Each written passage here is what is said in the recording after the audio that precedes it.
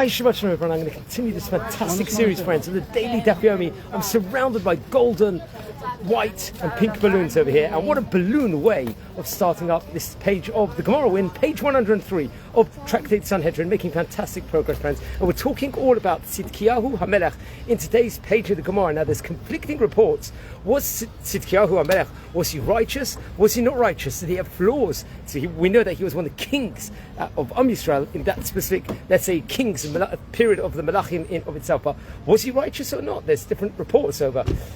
Seemingly the world, at that point in time, there was a lot of Averot taking place, and Hashem was angry at that point in time, and he spared the entire world because of the righteousness of the king Tzidkiyahu. He had that specific merit over here. So what's the opinions over here, friends? Over here, was he righteous or not? Let's get some discrepancy and some clarification, friends, in today's page inside the Gemara. So we see that maybe he had some shortcomings in some areas, which is quoted in different places. However, there was a lot of places quoted in the Talmud, especially Masechet Shabbat, page 149, in Horayat, in various different places, what shows a majestic tzaddik he did. He pulled Yirmiyahu, Jeremiah, out of the pit and saved his life. He did many, many righteous things for Israel.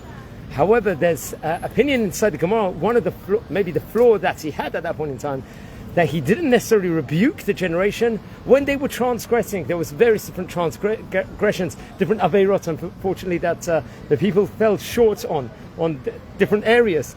And he could have rebuked them and could have stopped them or showed them the correct path, let's say, in a better fashion.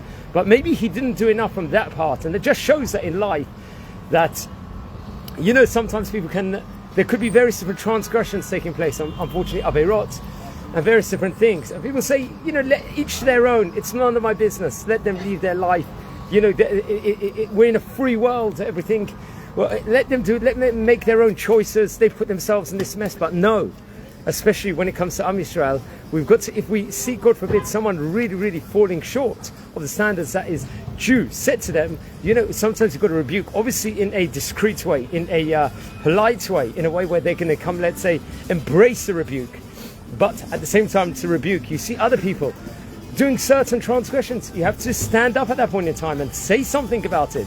You've got to make your voice heard once again in a discretionary, in a fine position, not to embarrass the other person. But how important it is, and Tzidkiyahu HaMelech, the king Tzidkiyahu, at that point in time, he maybe didn't necessarily do that at that stage in time, and unfortunately we see what actually resulted, and there was a rampant amount of transgression. And then sometimes people could say that maybe it's a non-Jewish person that's maybe not doing the right thing. It's none of my business, it's their business. But all of humanity, we should try and bring betterness. We should try and improve. And one of the best ways of doing it is to set an example for everyone else. Sometimes you don't need to rebuke the other person. If you yourself, speaking about myself, we set an example for other people, how we behave, how a Jewish person is meant to behave, through the mitzvot, through the Torah, through Hashem's eyes, then that's the best shining example for everyone else, and everyone else will actually see fruit of it and actually improve do their own self-improvement at that point in time. And that's very much what we see that is exemplifying, and it's improving the people and rebuking the people, friends, over here. So let's hope we're not in a situation where we have to rebuke. We've got to remember, we've got to do it discreetly. We've got to do it in a specific way. But Tzidkiyahu HaMelech was a great tzaddik of his time, and the Gemara actually testifies that. But at the same time, we should care about other people. So wishing you a Shabbat Shalom and take